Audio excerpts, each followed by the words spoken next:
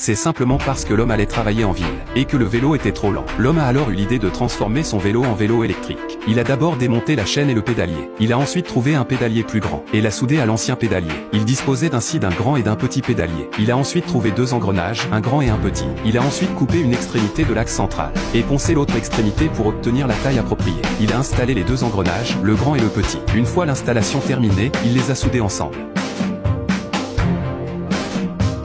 Il a ensuite réinstallé le pédalier, puis il a installé la chaîne. Il a placé l'autre ensemble d'engrenages à l'avant. Il a vérifié leur position, puis, à l'aide d'un tube carré, il les a soudés sous le triangle. Il est très facile de le tester. Procédez de la même manière. Soudez un autre ensemble de pignons, à l'aide d'une autre chaîne. Assemblez-les, placez-les sous le siège. Une fois que vous êtes sûr du résultat, soudez-les solidement.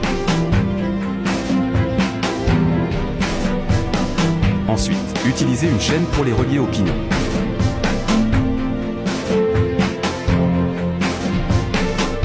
Ajustez ensuite les roues. À ce stade, la modification est terminée. Testez-la. Vous pouvez voir que la modification est réussie. Elle est très rapide. Pour la rendre plus esthétique, l'homme a également peint la surface avec une belle peinture, qui protège également contre la route. À ce stade, la modification du vélo ultra rapide est terminée. Après avoir changé de vitesse, la vitesse de conduite est très rapide. Je suis vraiment impressionné par le savoir-faire et la créativité de cet homme. Pensez-vous que ce vélo modifié peut dépasser un vélo électrique? Y a-t-il des améliorations à apporter?